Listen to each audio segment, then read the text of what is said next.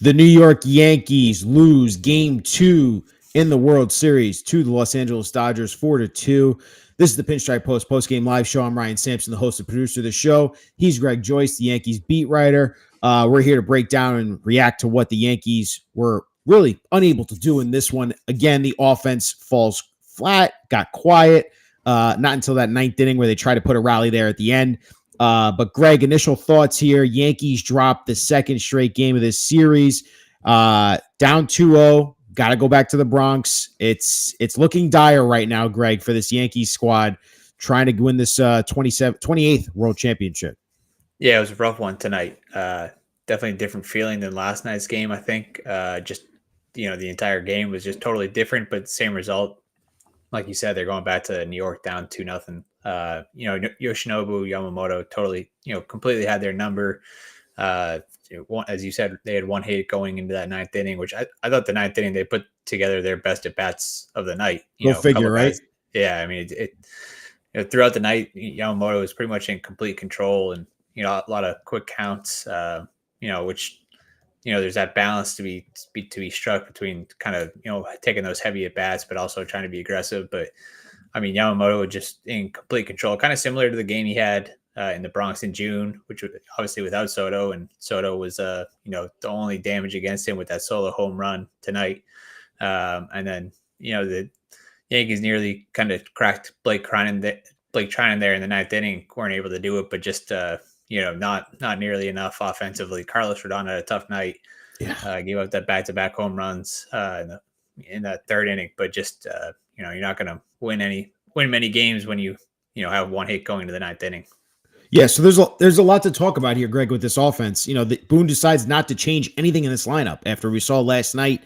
The offense really couldn't get much going, and tonight was more of the same, but even worse. Like you said, Yamamoto had his full control with them. I mean, after that Soto home run, he retired 9 straight batters. I mean, and I even thought Dave Roberts pulled him early in tonight's game. I thought he could have left him in there even more, considering how much he was dealing tonight. We got to talk about the X factor here for the Yankees lineup. Aaron Judge, Greg, these numbers are ugly. I mean, you could look at any one of them if you want right now, but he's having, without a doubt, another brutal postseason. Another strikeout there again. He has a 199 batting average with 85 strikeouts in 55 career postseason games, including tonight. Overall, he was what? He's 3 for 40 or 6 for 40 or something like that. He's 0 for 4 tonight with 3 strikeouts, 6 for 40 with 19 strikeouts this October. Yeah. Greg, this is not going away. This is your captain, your MVP, the guy you're counting on in the biggest moments. And they continue to find him, and he continues to miss. And I just don't know. Greg, do you think this is an approach thing? Is this simply he's in his head? What is going on with Aaron Judge? I mean, this is a guy that you've counted on all year long to carry this team. You've seen him be able to carry this team. But in the biggest moments, in the most important games, if you want to win a championship, your MVP and captain has to come through. And he just has not. And it's bad. It's beyond bad. It's below average right now. It's poor. Yeah, it's rough. Even coming into this postseason, he'd had, his last couple playoffs had been pretty tough. Overall, his postseason stats are not great. And it hadn't had that October moment. And the only one close to that this season, or this October, was Game 3 of the CS when he hit the game-tying home run against the Guardians, and they still end up losing that game. But just overall, yeah, that at bat in the ninth inning off Treinen. I think Aaron Boone said before the game that he'd been encouraged by the at bat against Treinen in the ninth inning last night. But then he faces Treinen again there and just kind of, chases that sweeper away, for strike 3, and just doesn't look like himself. I mean, he goes through some of these stretches during the regular season.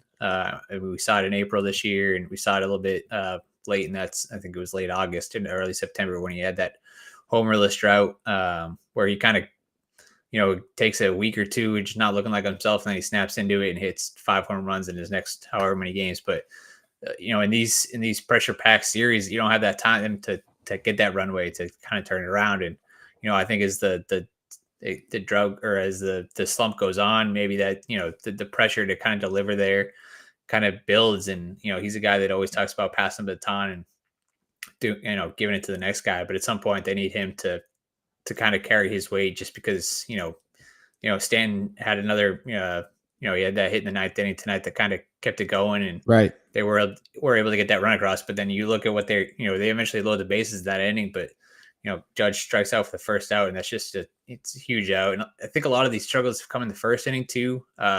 It seems like most nights that either or both of Gleyber Torres and Juan Soto are on, and then it comes to him, and it's all of a sudden an out. And I think during the regular season he hit something like 370, and I think 18 of his 58 home runs were in the first inning. Like, he was a great hitter in the first inning and all regular season. And that I don't have the exact stats of the playoffs, the first inning in front of me, but it seems like almost every time he comes up with a guy on and isn't able to come through, and then the ball starts rolling, and you wonder if that kind of mounts on him. But he just hasn't been able to snap out of this, and time's kind of running out for him to be able to turn it around. Right. And I'm tired of hearing the post game, it's one game, we're on to the next one. The sample size is massive here, Greg. It's only getting larger and larger after each game. And again, you point out great things with the first inning. The first inning struggles are mind-boggling right now. And tonight, again, you pointed out, Gleyber gets the leadoff walk, right? Soto gets out, but then you have Judge again. He just strikes out. His approach, I know John Smoltz talked about it early in the game where he said, his timing's off. I think A-Rod had a great breakdown, I think, after the game last night. And they talked more about it at pregame. I don't know what it is. He's just not seeing these off-speed pitches well. Yamamoto has one of the best off-speed. He's a splitter, curveball, slider. He has all that. He can attack you. And he just had his way with Judge, and Judge just looked mismatched. He looked like every time the pitcher had so much of a more advantage, so he knew I could dirt this ground ball, this off-speed pitch to you, and he's just going to swing over it each and every single time. This is not what you want from your MVP, Greg. And Yankees fans are only going to get more loud and boisterous in their opinion about what they're seeing from Aaron Judge, because regular season's regular season. But when it comes to this is it. This is where you build your legacy. And the worm is starting to turn on him here, man. And I hate to see it, because he's such a good dude and he has a good head on his shoulders.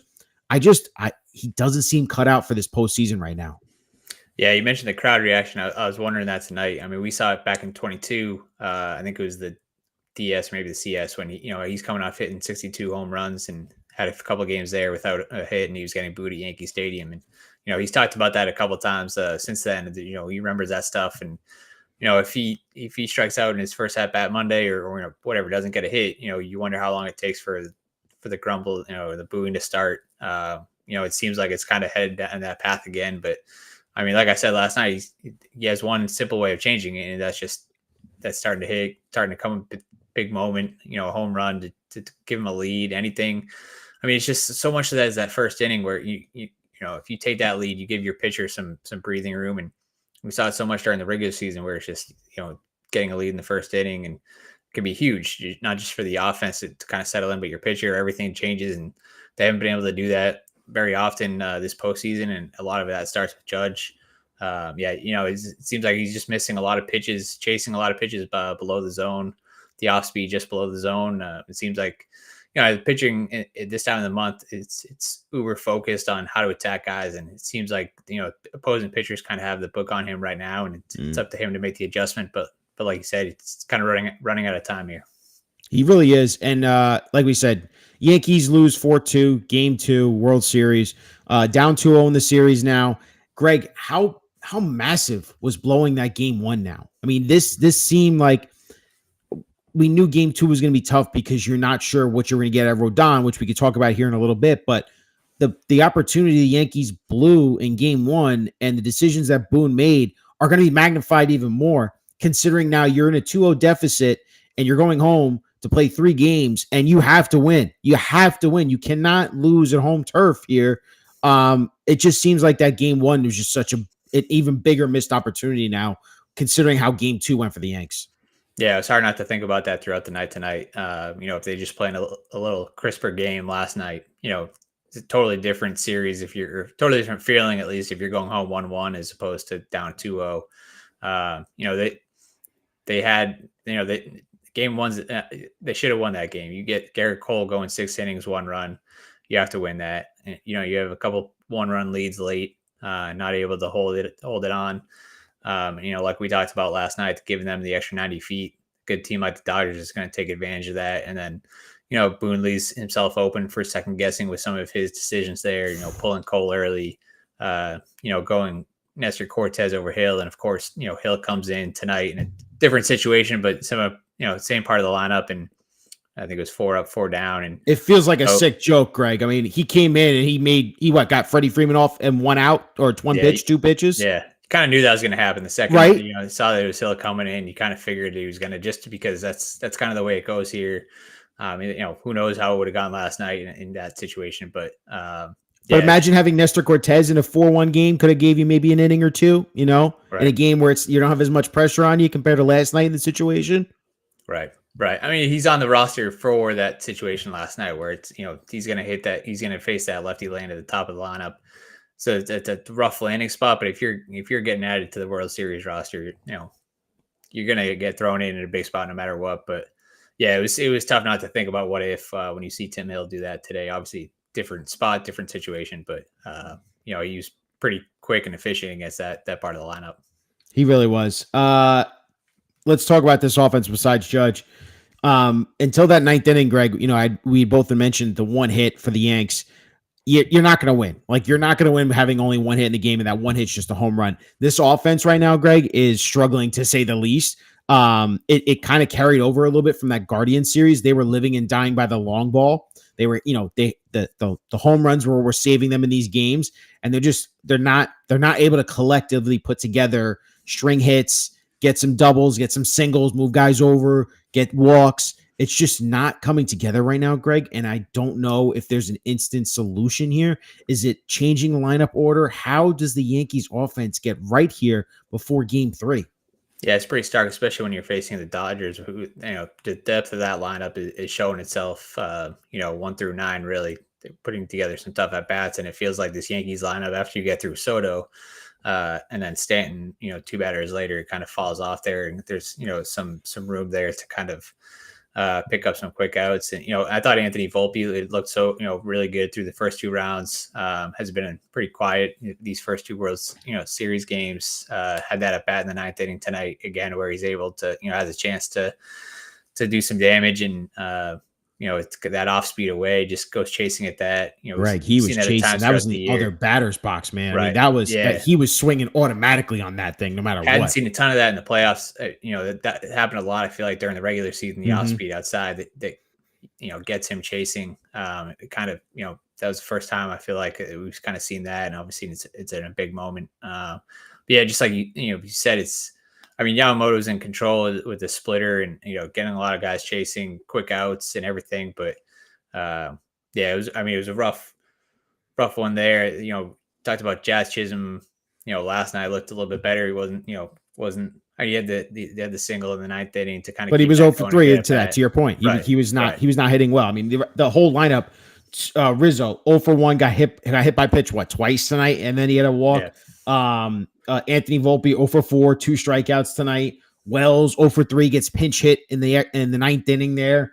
Verdugo 0 for 3. I mean, you're getting absolutely nothing out of that 6, 7, 8, 9 hitters right now. I mean, I know Rizzo was doing well up until tonight, where he got hit a couple of times. But if you want to go 7, 8, 9, though, you're getting absolutely nothing from them right now, and that's brutal considering the pressure that's already on Judge, and he's underperforming to say the least. And it's just you're getting production from 3 guys: Torres, Soto, and Stanton. That's it. Maybe some Jazz gets mixed in there a little bit. Right. For you, Greg, what can they do? Can they flip Soto and Judge? Can they make something drastic to this lineup? Because the Dodgers seem to have a good game plan of how to get the Yankees out right now, 1 through 9. Yeah, I mean, it's tough. Boone was asked last night if he had thought about changing, flip-flopping Judge and Judge and Stanton to move Stanton up to the 3rd spot, and he said no. We'll see.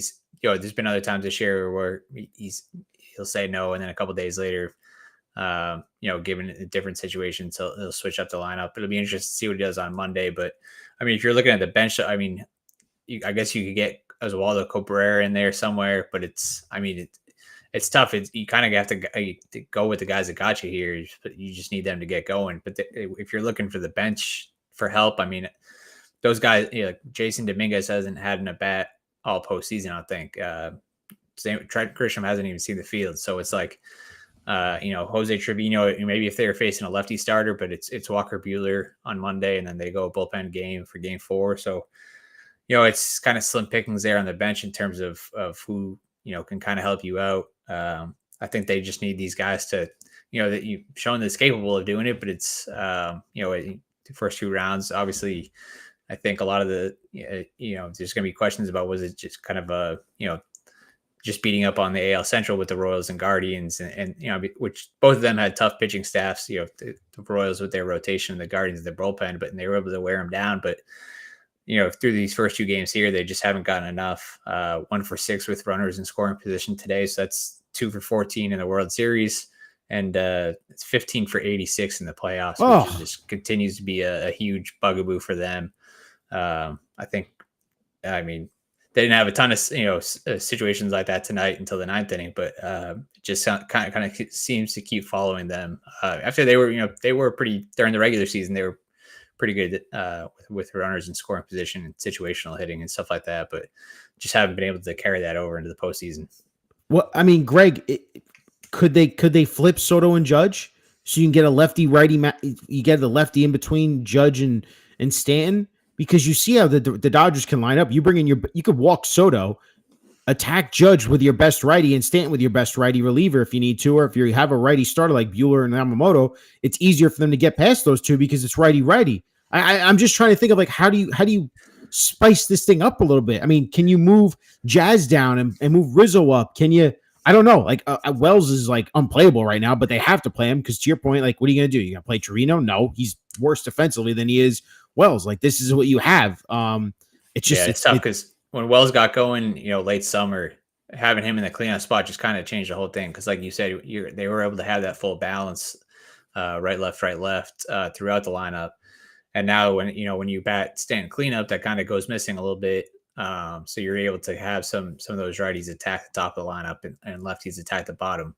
And that had been Boone's kind of hesitation against the Guardians. It's why he left Stanton 5th, and we even saw Jazz hit cleanup that one game. But I think he looked a little rough there.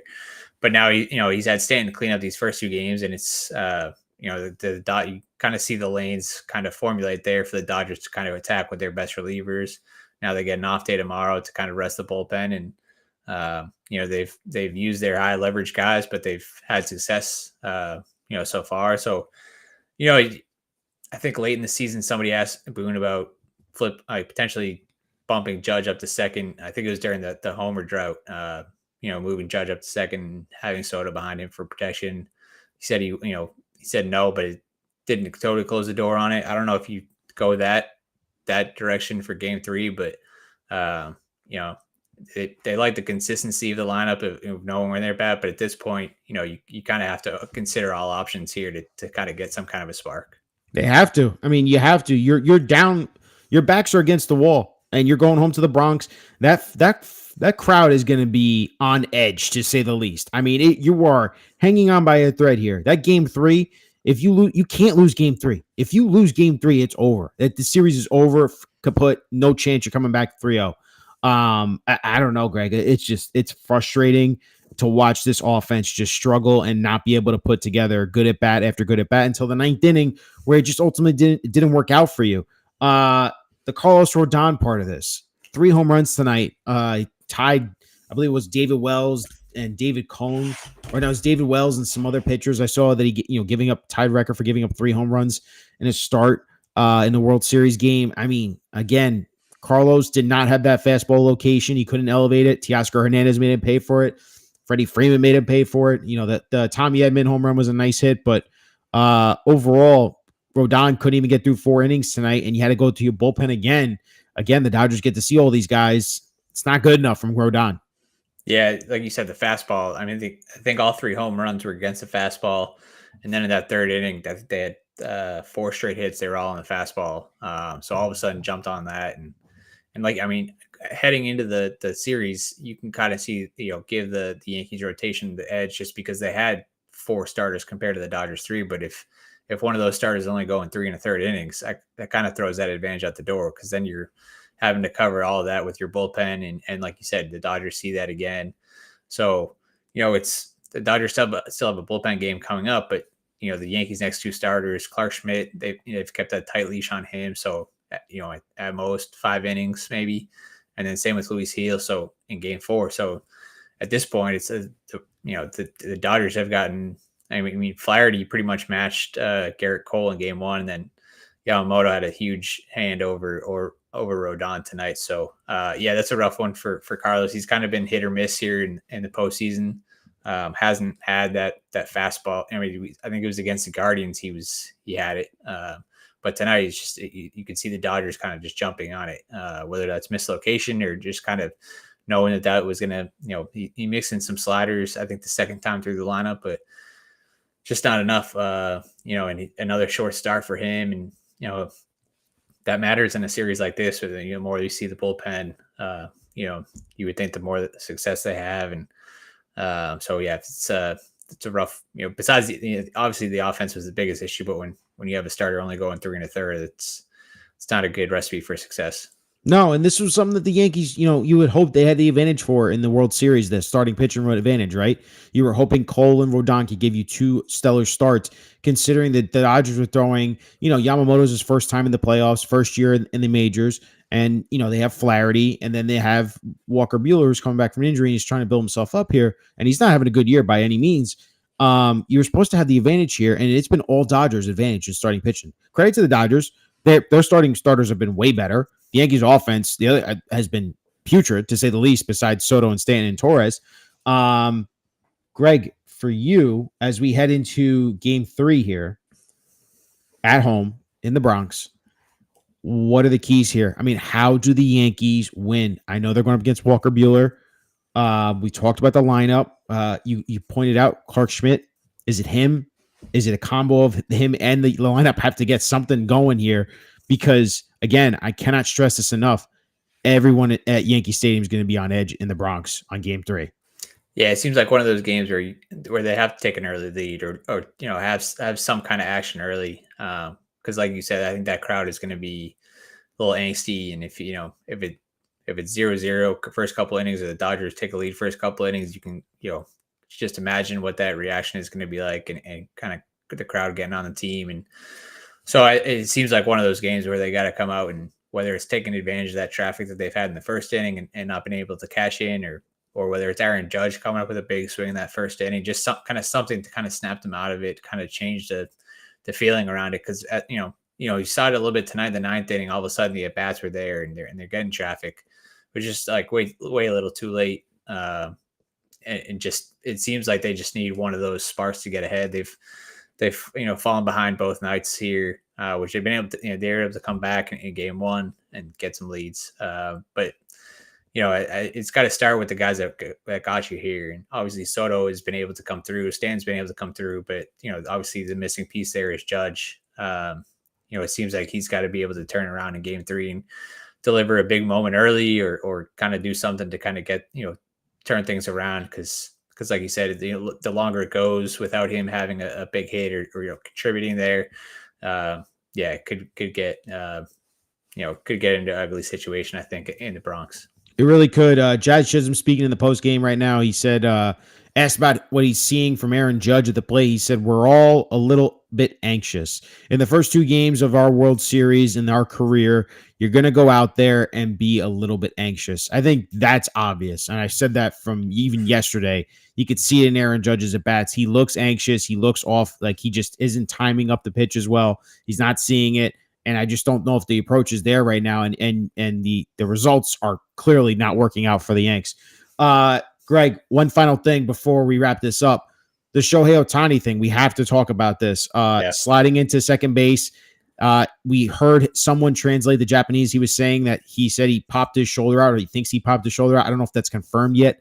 If the Dodgers are missing Ohtani for, let's say, game 3, possibly even more, there's no excuses. The Yankees have to win game 3.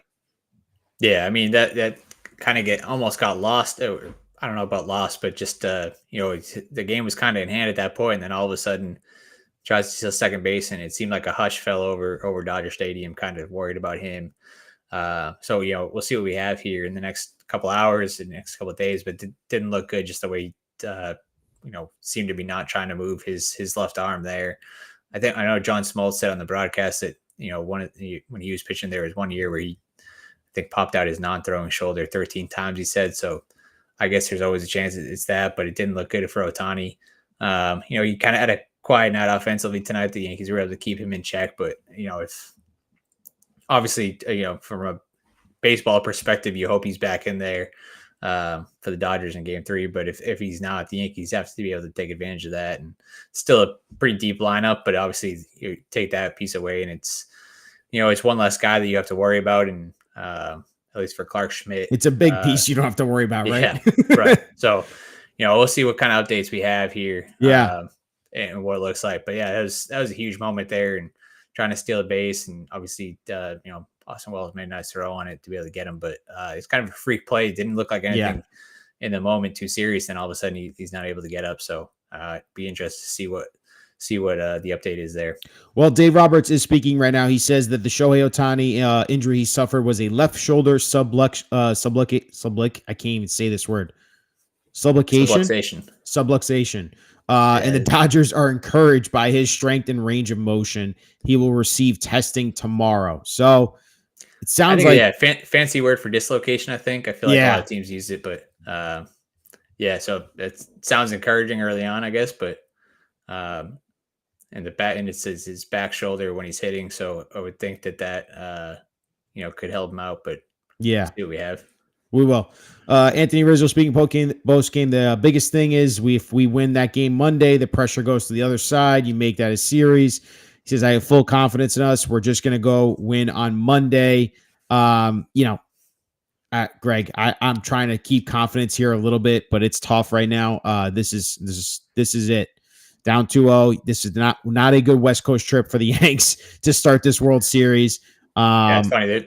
They're 2 West Coast trips during the regular season. They looked like an unbeatable team. I think both times they went 7-2 on one and 5-1 on the other one. I think it's like, and this West Coast trip's a little bit different. We'll see. Monday night, Game 3. Yankees lose tonight. Game 2, 4-2 against the Dodgers. Down 2-0 in the series. Backs against the wall. Must-win scenario in Game 3 Monday night. Greg Joyce, the Yankees beat writer for the New York Post. We thank you, man. This is the Pinstripe Post game live show. We thank you as always for joining us and giving us all your insight, man.